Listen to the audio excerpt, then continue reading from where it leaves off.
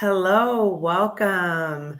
This is Dr. Kamani, licensed clinical psychologist. You are here for Black mothers when you're bullied at work and your child is being bullied at school. And so, just in full transparency, this topic is really close to my heart as our family was very much impacted by one of our sons experiencing bullying, and we ended up suing the school. And after a long 5-year painful process, we ended up settling with the school. So I completely understand the impact that bullying can have on not only the young person or the child, but also on the family. It could be devastating. So I wanted to really have a conversation about this, not only in terms of the impact of the child and the family that's been the target of bullying, but also to talk about those who bully and those who are the bystanders. Bullying really has a pervasive impact. And when we think about, and we actually see in the research that notes that Black youth, unfortunately, have higher rates of being the bully, the target of the bullying, and being bystanders. And if we look at that, it really kind of makes sense in terms of hurt people. So our kids are hurting. And so it's important for us to have these conversations so we can really connect to our kids and really have a better understanding of what's going on with them. And if they need the support, how do we link them with support? So I have an expert here with us today, Dr. Veronica Carey. So Dr. Carey, if you could briefly introduce yourself, and then I want to give some research updates about bullies. Mm-hmm. Absolutely. And thank you, Dr. Kamani, for having me on today. I'm very excited about this conversation, actually, because I'm hoping it's going to reach the right ears. And if it reaches the right ears, it doesn't mean that they're the ones that are directly related to it. It could be a neighbor, it could be a family member. So I'm hoping that this is going to start something pervasive and we're going to be impactful tonight. I'm Dr. Veronica Carey. I'm the Assistant Dean for Diversity, Equity, and Inclusion at Drexel University in Philadelphia, Pennsylvania. I'm also an Associate Clinical Professor within Counseling and Family Therapy, and my subject matter teaching expertise is psychiatric rehabilitation. And I teach that both nationally at the university and internationally for literally around the world in countries who have yet to incorporate that into their behavioral health strata. So thank you for having me here tonight. Thank you, Dr. Carey. And just briefly, I was watching Tavis Smiley's radio show, and I saw Dr. Carey on that. And she was talking about her book, and I was very intrigued. So as I mentioned before, I have a connection to the topic of bullying because of what our family has gone through and the healing. We're still going through the healing from that. And so I was drawn to her, in the book, and I reached out to her. We had a conversation, and she has graciously agreed to be here. So I know, Dr. Carey, we'll talk a little bit about your book soon. Sure. So just for the audience, I wanted to just frame this discussion and talk a little bit, because I think many people, Dr. Carey, have some level of understanding about the painful impact of bullying on the target of bullying. But I think a lot of people don't also understand the effects of those who bully, right? The outcomes. So I just want to read some research very briefly to the audience, and I'll put these the link in the chat already. So this is from stopbullying.gov, and they noted that kids who bully are more likely to, 1, abuse alcohol and drugs in adolescence and as adults, 2, get into fights, vandalize property, and drop out of school, 3, engage in early sexual activity, 4, have criminal convictions and traffic citations as adults, 5, be abusive towards their romantic partners, spouses, or children as adults. And the reason I want to emphasize this too is not only because we don't talk that much about those kids who do bully. We know that clearly kids who bully, there's something going wrong, right? That they're not happy. They're miserable, right? We understand that. But many times we don't understand the outcomes. And it's important for us to talk about this, because what I noticed in terms of what our family went through, that sometimes it's a minimization of what the bully does. It's like, oh, they were just joking. Oh, they didn't really mean it, right? And the parents don't take it seriously. But if you pay attention, these are very serious outcomes for your child if you don't get them support. Okay. So Right. clearly, if your child is engaging in bullying behavior, there's something very wrong. Okay. Exactly. And then the research also says for bystanders. So these kids are the ones who are watching the bullying happen. So in terms of outcomes for them, again, it's the stopbullying.gov. 1, increased use of tobacco, alcohol, or other drugs. 2, increased mental health problems, including depression, anxiety. And 3, missed or skipped school, right? So this is very important for us to talk about. And this conversation is not only for Black mothers, but for any Black person who cares for Black children, right? So let's just widen the scope. So Dr. Carey, as we're talking about this, having this conversation, so we talked about, and I share some of the research about bullies and bullying and all that kind of stuff. Right. Can you give the audience a definition of what bullying is? So bullying literally has many parts to it. Let's go back to where you first started with your research data in terms of some of the outcomes that, or sort of like long-term outcomes of being a bully. Bullying, first of all, can be considered to be a skill. A skill means you don't wake up one day and have this down to a science. So in other words, the child started this at some point somehow. Right. Someone allowed the child to refine it to a point where they can identify a target, determine the target to be vulnerable, meaning you're not going to come back at me, right? And that they're probably going to get away with it. That takes time. Yeah. So our society has already failed this child, whether it be familial, whether it be parents or whoever's raising this child has already failed this child. The school, as you mentioned before, has failed this child because they've allowed this individual to refine this ability. Yeah. All right. Yeah. So and then also the second part about that is that most bullies are actually fearful, meaning, and it may not be feared as in the typical definition of fear being afraid, fear meaning I don't want you to find out something. There is sexual trauma in the home. Maybe there's mental or physical abuse in the home. Maybe I don't read well and I don't want you to know that at 5th or 4th grade. So I'm going to continue to push away. And, I have this adage when I teach my students at the university. I always tell them, put their arm out like this. People from here to here have a lot that they're hiding. We want to, and we're trying to get them to bring it out into the community. And they're like, nope. We're going to keep it right in here. I don't want you to come in here. And because I don't want you to come in here, I'm going to scream.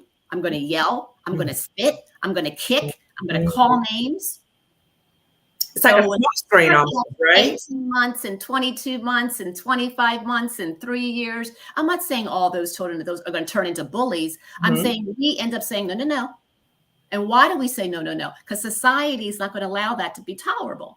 Right. You know the child in the Acme or the supermarket who you're like, what's happening? Where's the caregiver? Who's watching? Right?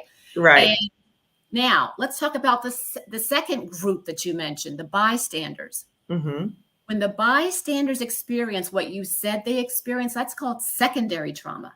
It doesn't mean it had to happen to me, but I can witness it and still feel the same emotional load and then start drinking or misusing substances or skipping school, right? Because the trauma is just as deep as if I did do something or if it did happen to me. Yes. So we're looking at, so that's why universities and colleges and high schools and middle schools have to address it in the moment. And not just who, maybe the 1 or 2 partners of it. I don't mean partners, meaning it was a joined event. Right. Also the bystanders. Yes. When there is a pervasive event like a school shooting, then you start to hear some of the secondary trauma events. The school was shut down. They brought in extra counselors. There's resources and they give you all these links at the end of the newscast. Well, that's what I'm saying needs to happen more regularly. Yes, just like you said, the bully themselves, and think about the 3-part skill that bully has refined. Pick someone who seems vulnerable, who I can get away with, and use these strategies over and over and over again. And then Mm-hmm. you wonder why I don't interview well for a job because I want to Right. bully my way into that role. I don't get to do that.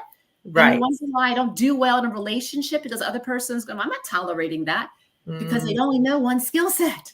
Yeah. You know what? When you're talking, it really makes me think that when parents or when schools don't address bullying behavior early on by a child, then Mhm. that really sets them up for failure in a lot of ways, right? Because it Absolutely. teaches them a way of being Mhm. that's not pro-social, it's really antisocial. And Mhm. so it has that ripple effect. And so that's why it's so important to address it in the moment, right? Exactly. So, Dr. Carey, when we talked too, I was mentioning that my son's bullying Mhm. mirrored the workplace bullying that I was experiencing. And I'm Mhm. wondering if those who are watching right now have had a similar experience where the same types of dynamics that were Mhm. happening to my son were happening to me simultaneously. And that's what made it so painful was that I was dealing with trying to support my son, my family, and then dealing with being attacked at work. Right. And so can you talk a little bit in terms of the parallels between workplace bullying and then bullying that may happen amongst kids under 18? Right, right. I'm thank you for that question because I don't think anyone has ever really explored that topic. So this is like a research study waiting to happen, right? Hasn't really explored this topic because this is how I framed it when you and I had a discussion about this. And I really am so blessed that you and I had a chance to meet to talk about this, Dr. Kamani, because I coined it as we take our 13-year-old selves to work. Mm. And what happens is there's something that I call the 4 E's. The first E that you learn as a child or you're introduced to is called expectations. You can think back, and I hope everyone on this call can think back to how or whatever that primary caregiver or caregivers were, parents, grandparents, siblings, whoever that was for you, Mhm, they gave you certain expectations, whether it mhm, be in on time, be nice, look presentable, mhm, always smile, get good grades. Sometimes they'll even couch it by saying, hey, when I was growing up, my parents used to correct my homework in ink. I would never do that to you, but I still want you to do. You see, they want to mhm, kind of say that they want to kind of wag in that what their expectations are really just things that you should be doing.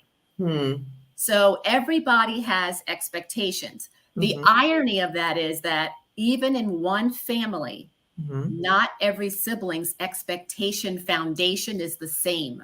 mm, My sister and I, our expectation foundations are different. She's 3 years younger than I am. I mhm, had the more of the brunt of the load of the expectations. mm. He got quote unquote away with some things because I did well with the expectation load, right? Right, right. My older brother, who's my younger brother, had, they're 9 years apart. It's a whole distance of time in terms of that expectation, right? Mhm, So everyone comes with that.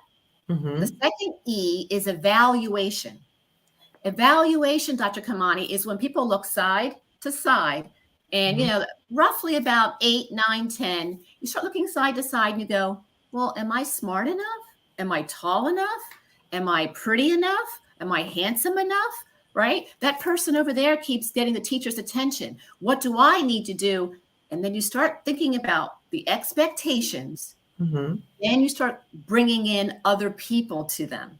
That's when mhm, you're a child, your sons, you mentioned sons, your sons go out and they come back and they say, well, Peter didn't have to. mhm, See that? That's mhm, the point of expectation that your family said and the mhm, evaluation of another's. hmm. And that usually starts happening right when they stop doing gender play. Gender play is when little boys play with little boys. And again, I'm not trying to be binary. I Right. understand there are other constellations. I completely understand other intersections. But gender play is when boys play with boys and girls play with girls by theory. Mhm, And as you start to age, oh, the boys aren't so bad, the girls aren't so bad. And then the play starts to mix. Right? mhm, You can tell on the playground when there's still gender play happening at a certain mhm, age. mhm, So that's when the evaluations start. Because why? Maybe there's also a certain level of appeal of the other, right? And I want to be appealing to that other, so I might need to distance myself from someone else. And that's that evaluation starts. Mm-hmm. Then after the evaluation, the third E is literally education.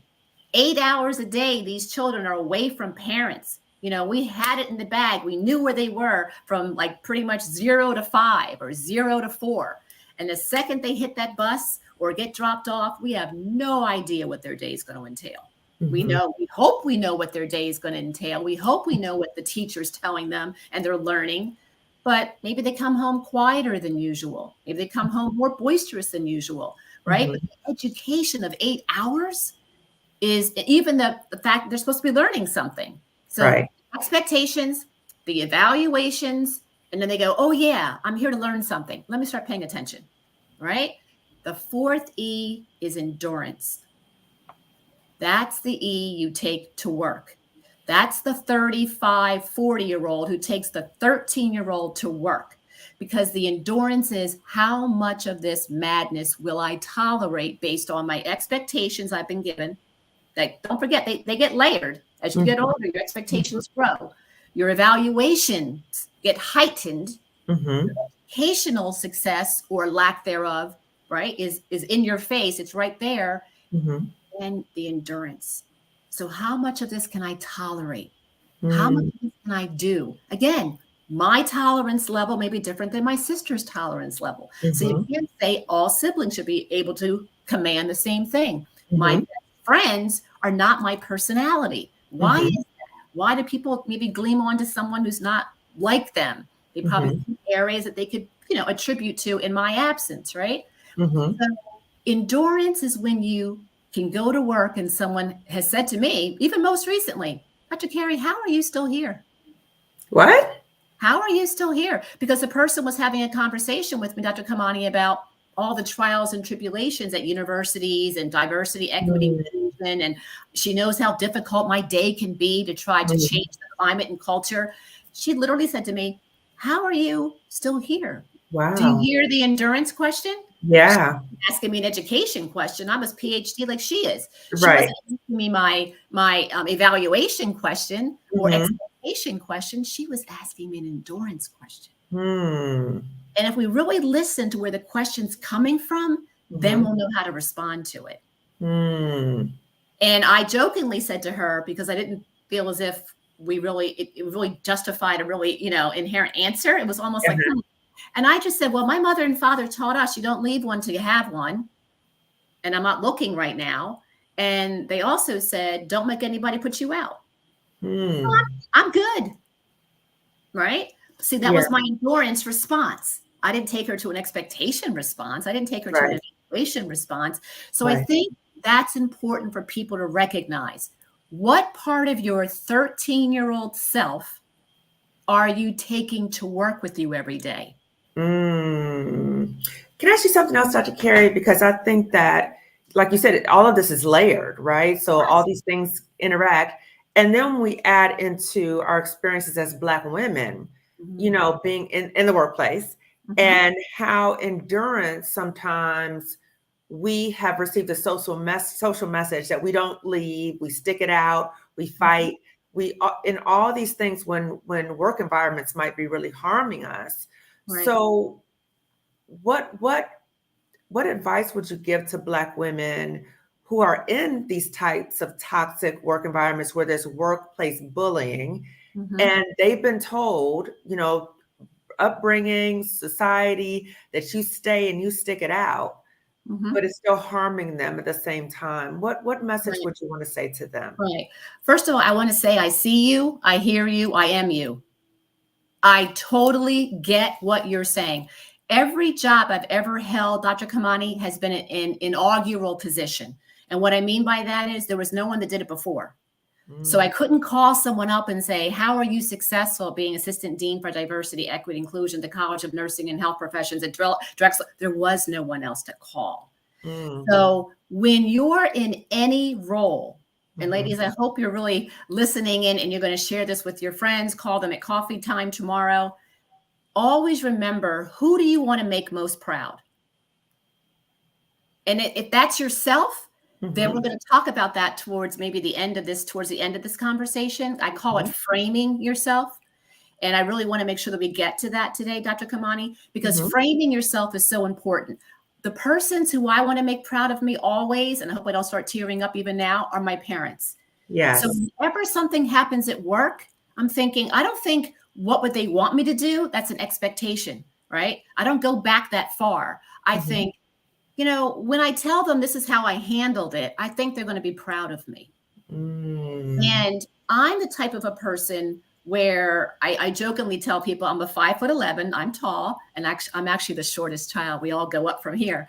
So 5'11", African American Leo. I don't fear many people, right? I'm a Leo. I'm 5'11", and I'm Black. You've got to really come for me to be like, oh my gosh, I should fear that person. No, usually people fear me when I show up, right? I just walk in the room or not, right? Said Yes. anything or not. So the idea, women, is know who you want to make proud. If that's Mhm. you, we're going to frame you at the end of this discussion. If it's Yeah. family and you handled it a certain way, how proud are they going to be about how you chose to handle it? Yes. And So then the go back to what I said earlier. Don't make anybody leave. Don't make anybody, You pay your car note and you pay your mortgage until you want to leave. until you're ready, right? Until Till you're you're ready. ready. Yes. And I think too the danger is when we're in toxic workplaces, particularly with workplace bullies, and we are trying to get approval from a person or people who are trying to harm us. So I Right. think it's important, like you said, to really keep in mind, who am I trying to please in this situation? What am I trying to please, the abuser? No, I'm not, right? So that reframe. So I'm wondering, Dr. Carey, in terms of when we think about workplace bullying too, in Mm-hmm. what ways can workplace bullying also be a trigger for those of us who've experienced bullying in our own childhood? So I know for me, the whole Mm-hmm. thing, it was like, it was a trigger to what was happening with my son. It was a trigger to when I experienced bullying as a child. Can you talk about that experience as well? Because what happens is when you have those experiences, you store Mhm. them, right? And they're usually, and you're a clinical psychologist, so you know that we store them in our amygdala, right? Yeah. That's that fear flight center, right? And Yeah. as I mentioned, the trauma didn't even have to happen to you, and you still Mhm. store it. We store Mhm. things in our semi-temporal lobe. That's when Mhm. we sort of have our compassion station. So if I've seen a lot of compassion in my life or other opportunities for compassion, I may go that route before someone else who hasn't had that level of experience. And then Mhm. we have our prefrontal cortex, which doesn't even fuse until you're about 20 something years old. Mhm. And I call that the Teflon center, right? So 13, 14, 15, 16, you think, oh, that's not going to stick to me. That's not going Mhm. to happen to me. Mhm. When things do happen, where those things are stored is Mhm. how the brain can support you. But you're going to have to exercise that. Yeah. Yeah. Pity doesn't work, right? The sorrowfulness of it doesn't work. Mhm. So, talking about it does, Mhm. because then you can expel, right? Yeah. Expel. I work in behavioral health. I work Mhm. with individuals. I used to work directly, rather, with individuals with serious and persistent mental illness, right? Mental health diagnoses.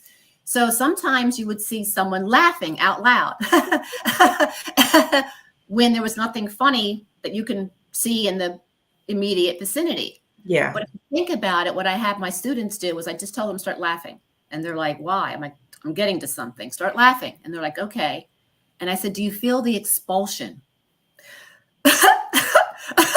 No one laughs when they suck in. When you laugh, you blow out.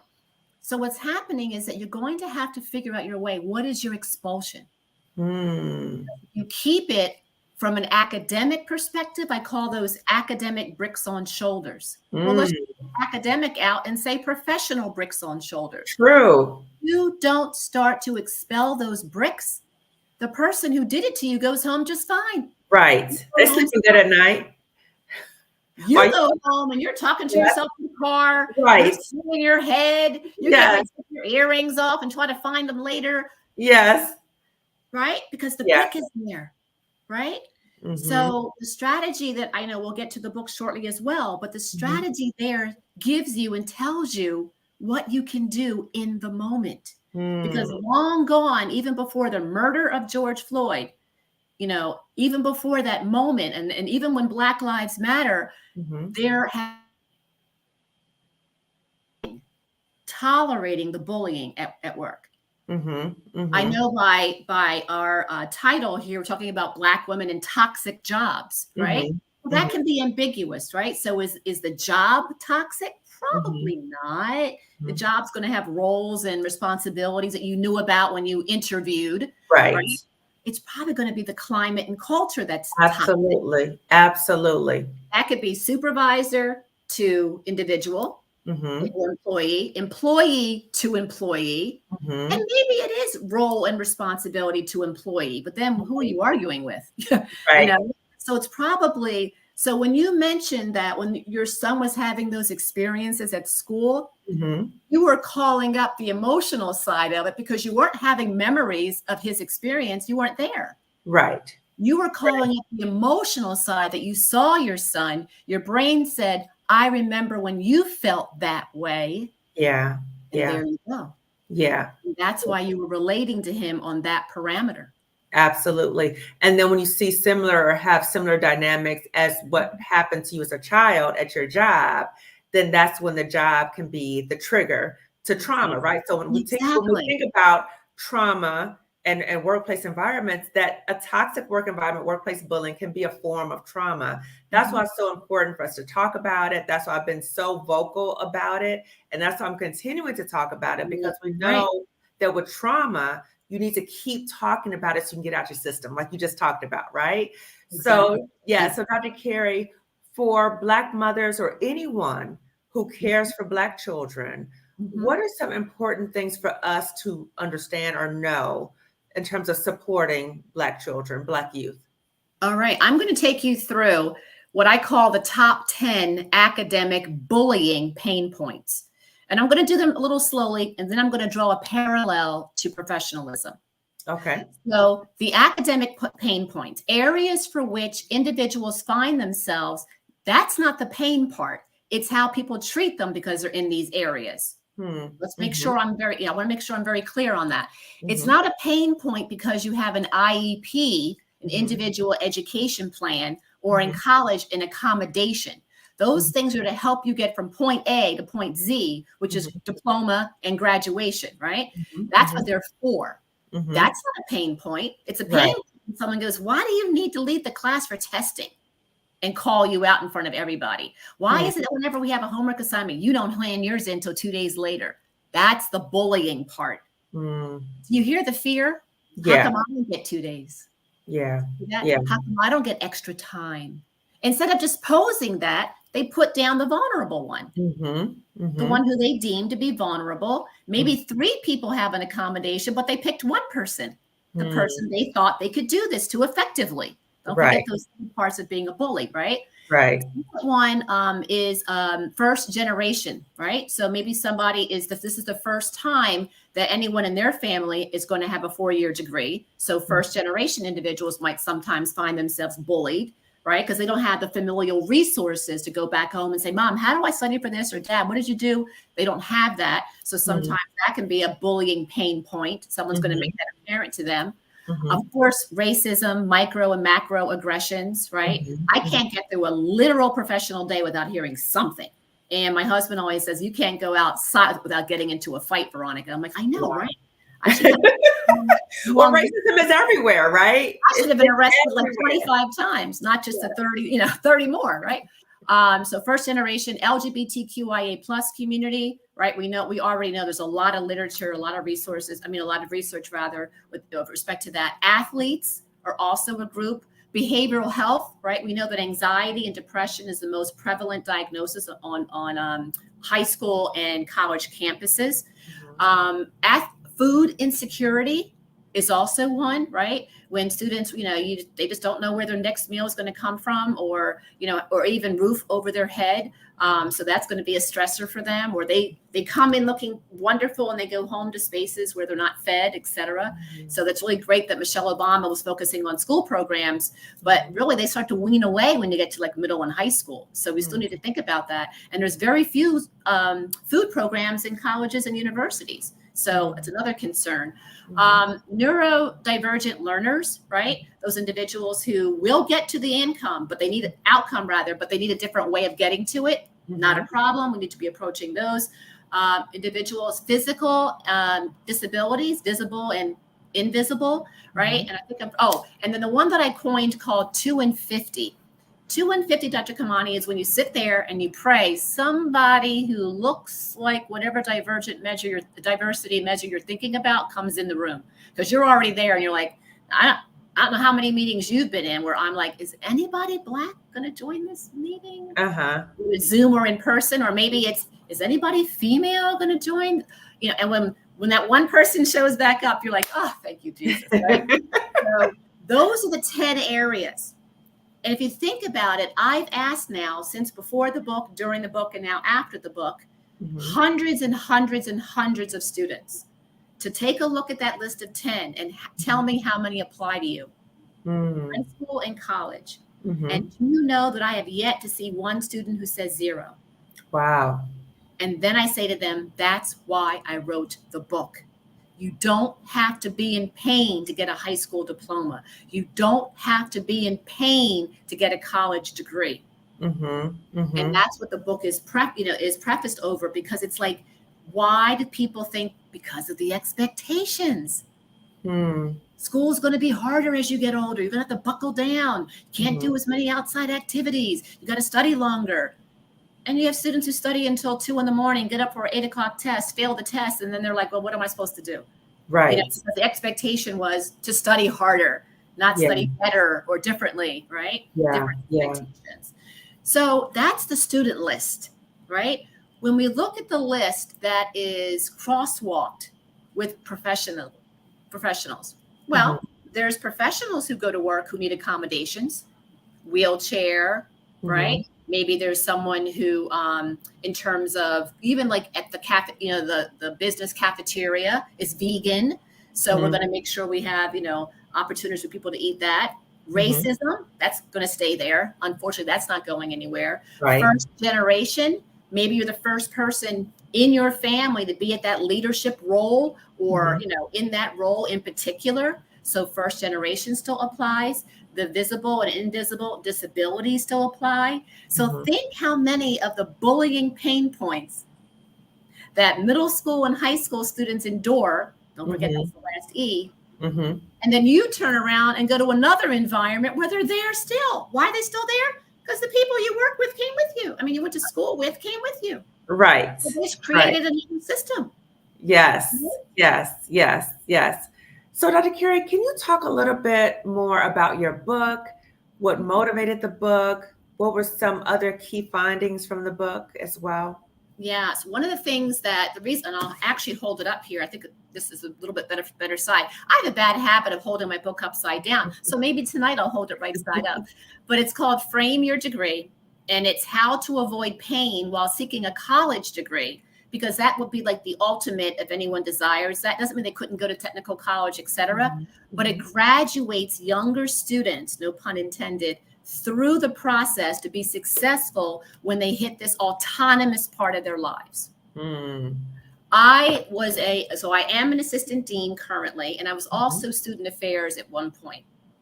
So between both of those roles, Dr. Kamani, I cannot tell you how many stories I heard that were the most frustrating, sorrowful illustrations of endurance I've ever heard or seen for people to try to get a degree. And I kept hearing them over and over and over. I do something called coffee breaks in my role, where my admin supports me to schedule people for 30 minutes. And I meet with them and I say, okay, it's all about you. And then they start talking about what's happening with them, faculty, professional staff, and students. And sometimes it's hard to tell who I'm speaking with. What's the age person I'm speaking? Chronologically, they could be 50, and I'm hearing a 14-year-old. Wow. Chronologically, they're 18, right? They're first-year students maybe, and I'm hearing a 9-year-old because they're struggling with that autonomy. They don't know how to, we care for our child to 15. 16 becomes a celebratory moment. And then we give them this 2,000-pound thing to drive around and hope they know how to do that well without hurting themselves or others, right? Then a year and a half later, we're graduating them and we're waving goodbye. we really didn't take that 2-year time frame to teach them how to be autonomous. So the book says, don't worry, parents, I did it for you. And why do I think I did it well? Is because I listened to students who came into my office, and then I figured out what they need initially. One of the theories I found out, Dr. Kamani, is the first 5 words. These 5 words work whether you work for Merck, whether you are a university, whether you're in 11th grade, whether you're a junior in college. These 5 words work. It's not specific 5 words. You're going to find your own 5 words. Mm-hmm. And I tell people, it could be 4 words or 11 words, but here's the scenario. Oh, Dr. Carey, I'm sorry. Here, let me give you the scenario. This literally happened to me. Mm-hmm. I was in a meeting and somebody said, "Oh, Dr. Sands, Dr. Norrington, Dr. Smith, Dr. Jones, Veronica." What? Yes. Right? Uh-huh. Now, I was already 2 and 50. Remember that analogy, right? I Yes. was already not predominant, right? And so I thought to myself, my first 5 words to myself were, who's she talking to? Who is she talking to? That was Right. my first 5 words to myself, right? Yeah. But sometimes I try to give people the benefit of the doubt because maybe she thought she knew me well enough, but no, she doesn't. But I was like, no, I can't even give her that one. But if I didn't have something to say, she would have gone home just fine. I would have had a brick on my shoulder. Right. You see that? Right. So instead, me, being the Leo that I am, came up with, can you make sure that the minutes reflect? Because if I bring these home to my parents, I want them to see Dr. Carey. Yes. Who are you trying to make proud? Yes. Exactly. Who am I trying and to make bricks. I'm not going to tell my mom that happened and carry that brick for her to say, well, what did you say? For me to say nothing. For her to say, are you kidding me right now? You said, no, Veronica. But that person went home just fine, not thinking anything of it. But after I said that, wait, okay, you work that out. Yeah. And I'm going to answer the question that you posed. But I'm not doing this Dr. Veronica thing ever again. Yes. Let me just pause. Internally, I'm shaking the brick off. Let me just explain this to the audience, right? Because this is something that many Black women who have PhDs experience, or those who have MDs, whatever degrees, that when we're in professional situations, that we sometimes are not acknowledged for our professional accomplishments. And they can name and give everybody else, but then when it gets to you, it's very casual. And so that's their way of saying, you know what, you think you're all that, you really are not, because I'm going to call you by your name, your first name. I'm not going to acknowledge anything. And you just need to just take it, right? And so Dr. Carey, that was an example of you saying, no, I'm not. Like, wait a minute, like what just happened here? You called it out. And that you said, no, this is what's going to happen. And I think a lot of Black women have this experience. And in fact, I got an email, Dr. Carey, from someone, and she said, can you talk about situations where you have really been done wrong many times in the workplace, right? And you got all those bricks, right? Those bricks are like weighing you down. You got all these bricks, and you don't say anything, and you want to say something, and then you beat yourself up. Exactly. What can you say to women who are in that situation too? Because I think some of us are used to, we've been brought up in such a way, like, no, you tell them, right? In a professional way, you tell them. But sometimes we've been taught, don't say anything, don't cause any problems, or you might be scared, what's gonna happen with my job? But then you got all these bricks that are building up because of people disrespecting you. Exactly. So what words can you give to that situation? The best illustration for that, because I will not say that my family is a typical African-American by any stretch of the imagination, but I've said this in front of other African-Americans before and they nod their head. I was taught to get in and get out. That means go to school, keep your head low. Don't make your mother come to school. My mother, don't make me leave my job and come to school. It's going to be a problem, right? So all 4 of us, there's 4 of us, right? All 4 of us know, don't make mom come to school, right? Get in and get out. Okay. let's take the get in and get out to work. Brick, get in. I'm not get in. I'm just not gonna get in. I can't, right? That's the get in and get out. Do you see it? It's just the endurance of it all. Some people will stop here and I can't take it anymore. And maybe they quit. Maybe by quitting, they sabotage themselves, right? Maybe they're quitting at a point where they really can't financially afford to quit, right? Or maybe they have no other job to go to, etc. But what I say to these women is, okay, we know we exist. I'm not going to say you, we. I know we exist, but by you posing that email, you may not see it, but I've seen one brick go down off your shoulder. Because before you never wrote the email. Before you never posed the question. So I've already seen one brick where now this shoulder was way up here, now we're getting the shoulders down, right? So the idea is that I applaud whoever wrote that email to you because they're on their way to figuring it out for themselves. Right? True. It doesn't mean, okay, I'm going to react to everything next time because that's not comfortable either. Right. But now that Dr. Carey said, wait, that woman told me first 5 words, and I want you to think about them proactively. So if you're in a situation where something is consistently wrong, and you're just now thinking of a way, and again, just now is not a judgment statement. I'm saying you're literally just now saying to yourself, I'm done with this. I'm fed up. Think about how you're going to say it. To take yourself into that, what I call courageous conversation. And then I want to hear the email back to you when the person says, I did it. And this was the reaction. Yes. I didn't know that they thought that they didn't know this was hurting me. Yes. And they were upset to know it hurt me. Or they thought because giving it to me that way was the best way to give it to me. And I told them, no, I learn better this way. Right. So you'll probably get a really good result person, whoever this strong person is, to go and try that. And I would love to hear what first 5 words, whether it be 11, 10, 15, it doesn't matter. The theory is get something out of your mouth.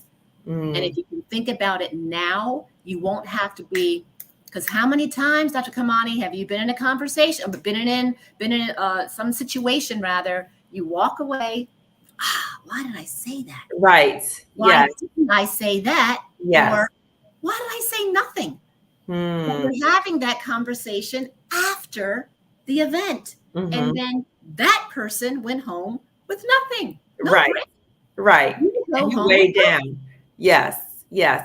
So would you say in terms of ways that we can support Black youth are, number one, acknowledging that they're dealing with a lot in school environments. And then the other thing is to empower them with the 5 words, like, when somebody does something to you or says something to you, how do we empower them though, in terms of what 5 words to use? And can you talk a little bit about that?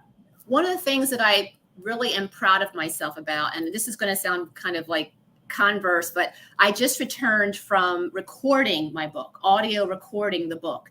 And as a writer, it's a different sort of brain process. And, and then when you're reading it out loud, at some parts of the book, I literally said, darn, that was good. Not because it was good. It's because this book is not for me. This book is for students I'm never going to meet. This book is for parents who can still use the first 5 words because 7 of these pain points still resonate with them. Right. Their 13-year-old self still goes to work. Right. So everyone should be reading this to say, okay, I can do this. But each of the 10 pain points, Dr. Kamani, are detailed in the book. So it really is a matter of education. Remember, I told you the 3rd E is education. So if I forgot to mention international, that must have been my number 10, international students. If you don't know what it takes for an international student to arrive in the US and then sit with you in class, etc., this book tells you, and you should never view those persons the same again. There's so much they go through just to be here and then to be othered while they're here. Yeah. or belittled while they're here, that should stop, right? If you don't know, if someone needs an accommodation, Mm-hmm. faculty don't know why you, or teachers don't know the reason, the diagnosis. We just know you need extra time for something, or 3 days more for an assignment, or taking the test in the library. We don't know for what reason. So Right. those types of educational pieces oftentimes help with the 5 words. I Mm. can't say the first 5 words are in the book. I literally said, I give deference to my mother who raised us we were 2 and 50 always. My older brother and I were the only 2 individuals of color in the entire elementary school. Oh my gosh. Not in the classes, the building. Ooh. So if we left, if one was sick, it was just me. If my Wow. brother was sick, and vice versa, right? So we've been raised so that 2 and 50. Like I said, I see you, I hear you, I am you. I Mm-hmm. understand that 2 and 50, right? So the idea there is that having that exposure and understanding of what it means, Mm-hmm. then why would you bully someone who already is sitting there with 48 other people who are not like them in a class of 50? Right. Right? Why would you pick on someone who has an individual disability? Why would you even do that? Right? So those are the kinds of things I was saying are so critical that the book already articulates. So Mm-hmm. parents, you don't have to explain what do I mean by invisible disabilities. I've already done that. You don't have to explain what I mean by first generation. I've already done that. Right. Right? Behavioral conditions, food insecurities, right? And I even went so far as to explain in one of the chapters about the first year myth about students come to college with the expectations of, look what the quad looks like, you know, and the backpack and the smiling students on the website. And they don't know how to navigate that credit card they're getting for the first time. They don't know how to maybe pick the most nourishing food for them and their body type, you know, and their own metabolism. Maybe they don't know how to make friends because they've already, just friends grew up with them, right? So those are the things I've addressed as well. So there's a lot of unburdening for parents to know. And it's Black women, because we know that in research, we still have a predominance of single family household, single parenting households, predominantly Black female. So don't worry about it. Another Black female told you that they can just do this and it'll be fun. Exactly. And then you mentioned earlier about framing yourself. Yes. Can you speak more about the framing yourself? So the book is called Frame Your Degree, right? So the end chapters talk about, after going through the book and identifying the bullying pain points, talking about how, give me an example of your first 5 words in this, give me an example of your first 5 words in that, right? The idea being is at the end, it says, who are you?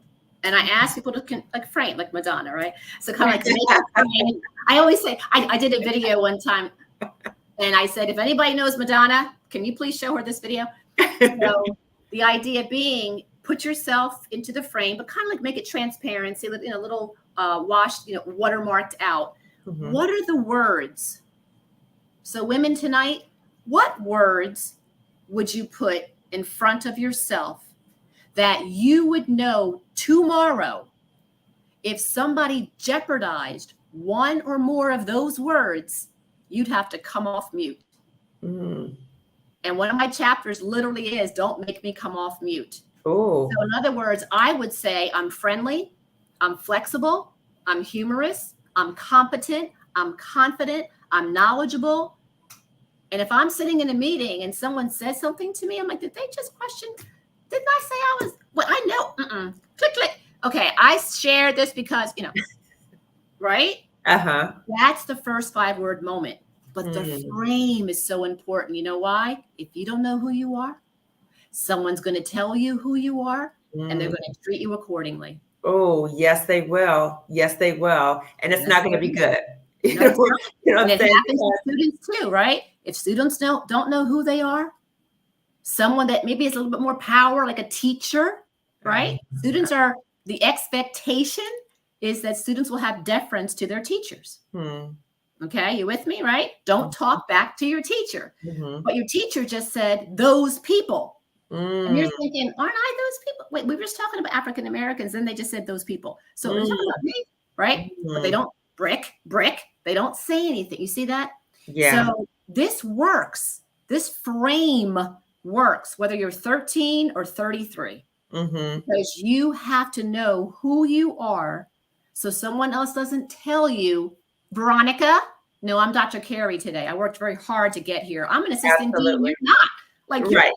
but don't let me pull that. That's ridiculous. I'm like, I'm scratching my head like, how did we get here? Right. Yeah. The idea then being, if you don't know who you are, someone else is going to tell you who you are, and they will treat you accordingly. Yes, they will. Know your frame. Know your frame. Exactly.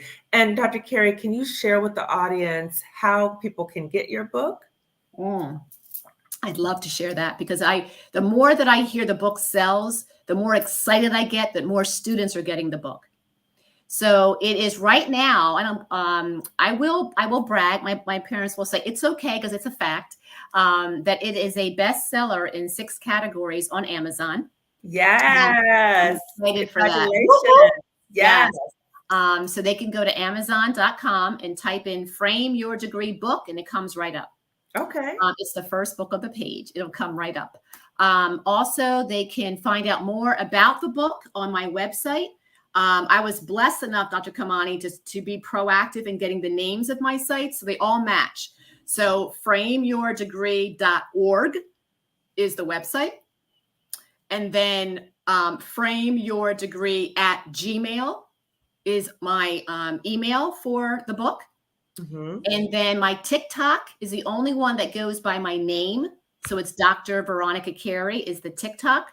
Okay. And the Instagram is Frame Your Degree. So everything is, if you start with Frame Your Degree, there we go. So if you start with Frame Your Degree, you're pretty much going to find where I am. Awesome. And so I will put your information in the description section in terms of how to access her book. And the main takeaways of your book, you talked about frame yourself, you talked about the pain points, you talked about the first 5 words, That's right? the 3 most important parts. Yes. And so this book is for, is it for parents? Who's the ideal audience for your book? Excellent question. This book is literally framed, again, no pun intended, but it's framed for the student. You'll see that a couple of students have left comments on Amazon, and one of them by the name of Brittany, I don't need a last name, but Brittany wrote in there and said, this is turning into my academic journal. Because there are parts of this book that encourage them to write in it, highlight. If I mention something and a peer's name comes to mind, then please be sure to write that peer's name in there, because it came to mind for a reason, right? I've encouraged them to maybe jump off and go to the website and see what other students have shared anonymously. So it's like a working tool for them. And I made the chapters brief on purpose. They're educational, but they're not long chapters. So the students that maybe it doesn't apply to them, but they want to advocate for someone else, they're not reading 50 pages about something. They're probably reading more like 9 or 11 pages about something, right? So that way I can move them through to get them to start practicing their first 5 words. And I always say, hey, if you just stop it right now, because this chapter applies to you, try your first 5 words, then come back to the book and read some more. I also have the Kindle version on Amazon, because if the parents don't want to do all the writing and highlighting and exercise of it, they can read a Kindle version. And it's a very, very different price point. I purposely priced this book at $19.99 paperback, and I think it's $26 for hardcover on purpose, because some students might have to buy it for themselves. Sure. Right? So in the Kindle version, I put at Amazon still has it rather at 99 cents right now. So there's no reason why a parent can't get a book copy for their child and get a Kindle copy for $1 more for themselves to know what their child is reading. But I recommend Black mothers here tonight, once you give your child this book, don't check behind them. Let them have this as their academic journal. Let them be able to write in here, I am scared about something, but I'm going to try this tomorrow. Let them, and after a while, that same child is because you want that endurance to be different when they get to work, is why I'm Mhm. saying this, right? But you'll find the same child will find a way to tell you stuff that they're learning in this book. Mm. Again, on Amazon, one of the mothers wrote the comment, and she said, I asked my son, how was it going? I bought the book for him. This is African-American male, as I think illustrated by the photo.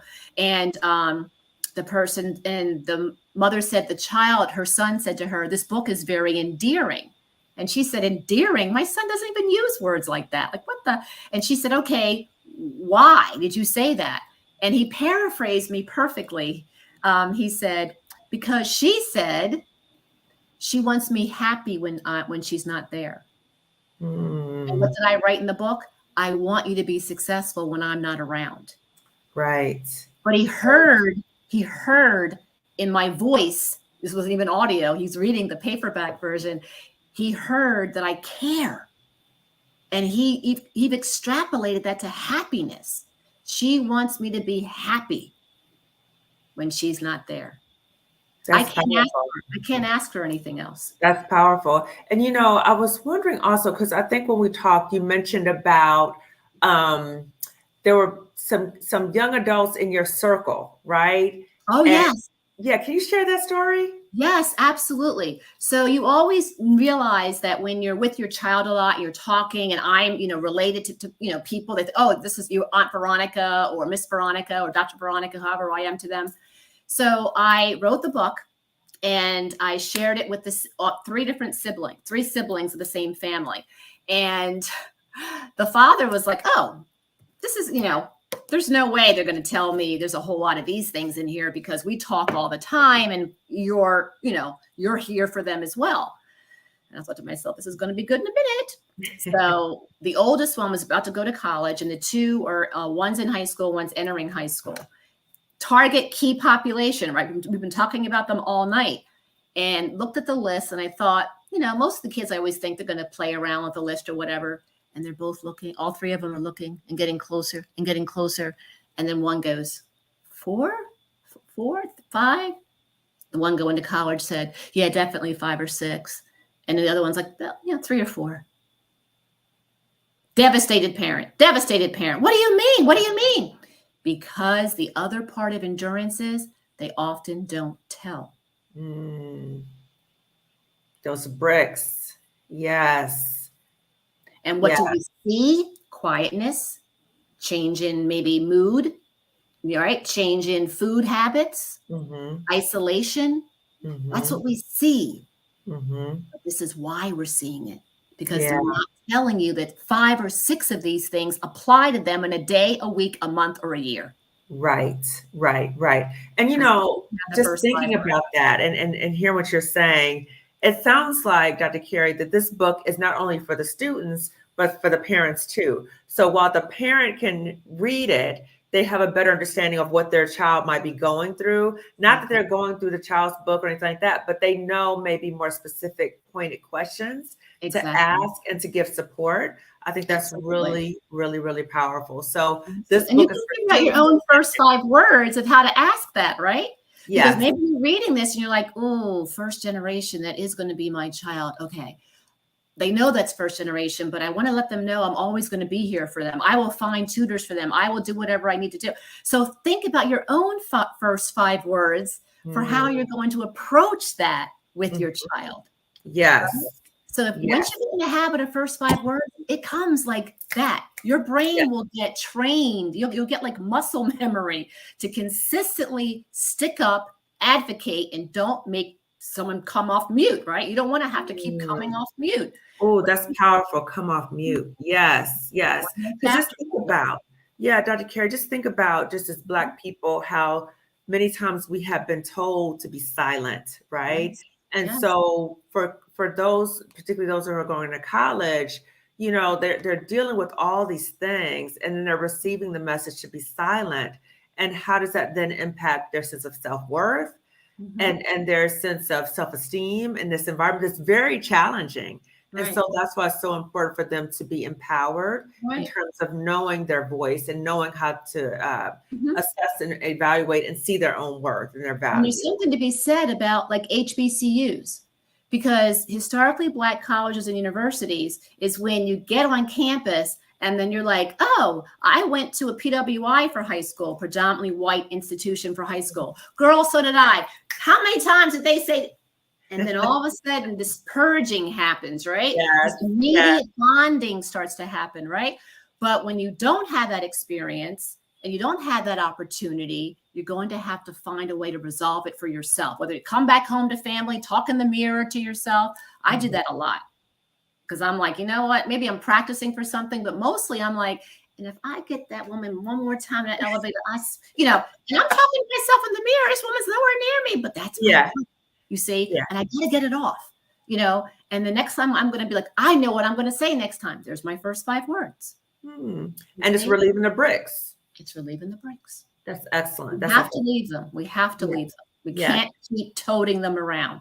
Yes. Students can't anxiety, isolation, depression, sadness at the very least, and attempted suicide at the very most. Leave of absence, right? So we have to teach them. We have to teach them that their voice matters. Their first 5 words can make a change, but the bricks, the endurance, we're going to have to teach them how to shed.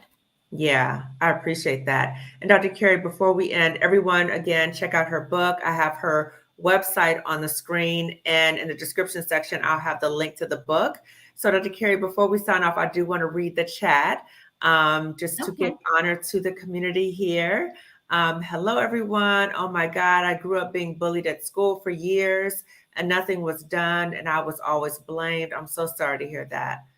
Yep, I suffered so much as an adult for years and no one had any empathy or sympathy for what I went through.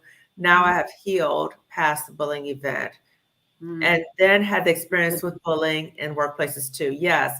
So I think this is very common, right? That you have these experiences and they happen at work too. And then you start questioning yourself and all that kind of stuff. Yes. Marissa, thank you, Marissa. Please be sure to like this video. So everyone, as you're watching this video right now, please give this video a thumbs up. If you have not already subscribed to my channel, please do so. Lifting Us with Climb Consulting Wellness Services. Thank you, Marissa. I like the video. Yes, I experienced this too.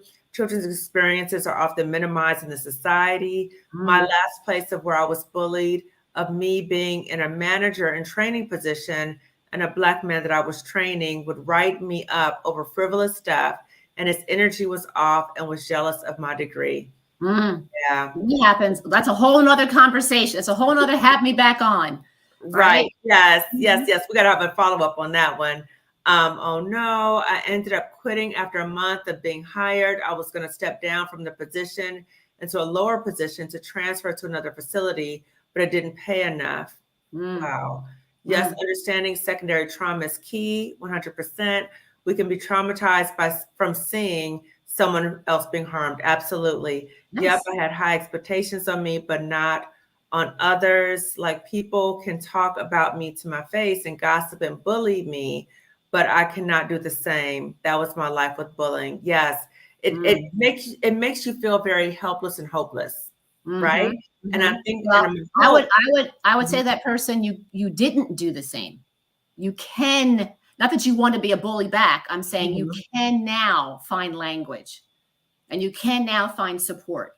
So you can shed those bricks even today. Yeah, you can shed the bricks. And my hope is that by watching this discussion and my previous videos, that sometimes when you're in situations and there's so many bricks and the bricks keep coming, sometimes it's a sign that this environment is not for you. If it's just like, because again, as we talked about before, we're talking about environments and culture. It's generally not just 1 or 2 people. It's the culture that is not healthy. So be mindful of yourself, pay attention to how you're feeling, how you're impacted, and be okay with, you know what, this environment is not for me. Okay. So know that's the options for you as well. And then taking care, who are you trying to provide for? If that's the case, then start interviewing. Yes. Right. But don't shoot yourself in the foot by quitting and then having to, live meagerly until you find something. Right. So don't leave one till you have one. My mom and dad's adage. Yeah, I think that's ideal, right? There are some times, though, I tell Black women that that's the ideal situation, is that you have something prepared, right? So you start exit planning, all these things I talk about. My hope is that you're doing that. However, there might be those rare situations where that job is harming you to the degree that you are being physically, psychologically, it's just like about to take you over. Okay. If that's the case, it's a matter of life and death, then yes, you need to leave that job. Yes. Yeah, Okay. absolutely. Yeah. Absolutely.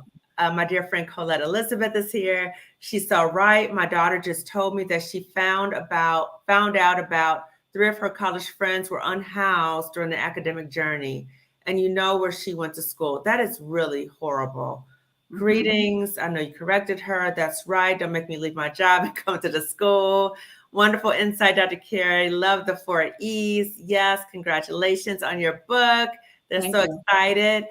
Just sent the link to both my daughters to get the book. Awesome. Look at this. Just bought the Kindle version of your book, Dr. Carey. Love this.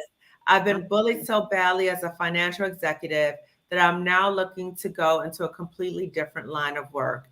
And, you know, unfortunately, I would say I invite you to think about, is it only that environment that's making you think that way? Because being in an environment like that can make you question, is this the job for me? Like, do I want to be this? Because I was even, and you know, all the schooling that I went through, all the school loans, everything, when I was in the middle of that situation with that workplace bullying situation, I was sitting there thinking, do I want to be a psychologist? Right. And so that I think that many of us think that. But once I left, I love being a psychologist, right? But those situations can really rob you of your joy. They can rattle you. They can rattle you. They can have you thinking in directions that you never thought you'd be thinking in. Exactly. So I invite you to think about, maybe if you work somewhere else in the same field, if you still have that feeling that this is not the right profession for me, and then maybe make that choice. Okay. Great discussion. Thank you. I've been bullied to homelessness twice. Oh my gosh. Terrible. I'm so sorry to hear that. I'm sorry to hear that as So well. everyone, as you're listening to this discussion, my hope is that you were able to connect to the takeaways that we talked about, that you are able to get Dr. Carey's book. So on Amazon, you can get the hard copy, you can get the Kindle version for young people and for parents. Okay. And I would just say for any person who cares about Black students. Okay. Absolutely. So anybody, this book is for you. And understand that there's so many parallels between workplace bullying and childhood bullying. Oh, look at this. Oh, God. I'm privileged to be friends with Dr. Carey for over 40 years. She has deposited so much into my life. That is so sweet. Aww. I love it. Thank you, Darlene. That was beautiful. Beautiful. I love that support. Hi, Dar. And so, again, we want to have this conversation. October is Bullying Prevention Month. So I wanted to have this conversation during Bullying Prevention Month. And as I said before, because of my own experiences in terms of our family being impacted by bullying, I wanted to really talk about bullying is not just what happens to that target. This is a larger issue. And parents, if your child is engaging in bullying behavior, that is very problematic. You need to get help for your child. Your child is struggling right now. If you don't get that support, if you don't help your child, as Dr. Carey talked about, you're harming your child. So you really need to get help for your child. And I also I would like to catalog this book and put it to the library. Excellent. Okay. Thank you. The more students can access it. Absolutely. Yes. So everyone, thank you so much for tuning in. Again, give this video a thumbs up. It lets YouTube know to suggest this video to other Black women. And if you have not already subscribed to my channel, please do so. Lifting as we climb, consulting, wellness services. So as I'm healing, I'm trying to lift as many Black women as I can to leave and heal from a toxic job. Okay. So I'm asking you, as you're watching this video, you give it a thumbs up, you subscribe to the channel, share this video with at least 2 other Black women. Okay. I'm asking you to help other Black women too, who might be in a similar situation. Now, this week, you have a lot of me this week. So tomorrow I'm going to go live with Dr. Roche Brown, and we're going to be talking about get your money right so you can leave that toxic job, okay? Because the main issue I hear from Black women, and I know for myself too, the main thing that kept me stuck at that job was the concern about finances, okay? So tomorrow, 9 p.m. Eastern, 6 p.m. Pacific time, 8 p.m. Central time, get your money right so you can get out that toxic job. So that's tomorrow with me and Dr. Roche live talking about that. And Dr. Roche Brown is a clinical psychologist. She is also a financial psychologist, and she helped me get out of my toxic job. Okay. So I know she knows what she's talking about because she helped me. Okay. So tune into that tomorrow. And then on Tuesday, I'm going to be having a discussion about the impact of bullying on Black youth with Calvin Michaels. So if you have watched Calvin Michaels on YouTube, I love his channel. So we're going to have a conversation on Tuesday at 9 p.m. Eastern and 6 p.m. Pacific time. Okay. Look at this. I'll save this for you. So contact me. This person put the phone number. I'm the library director at the Sharon Hill Public Library and president of the Pennsylvania Black Library Caucus. So they want to have your book. That's amazing. That's amazing. Thank you. I love it. I love it. Excellent. Excellent. Yes, please forward that. Please forward that information. Yes. Okay, so everyone, I'm signing off again. Video thumbs up, subscribe to my channel, share this video with at least 2 other Black women. I will see you all tomorrow for a discussion of get your money right so you can leave that toxic job. Okay, so thank you again, Dr. Carey, and everyone. Thank you for having me. Yes, absolutely. Dr. Carey, if you could just stay on for one moment. Bye, everyone.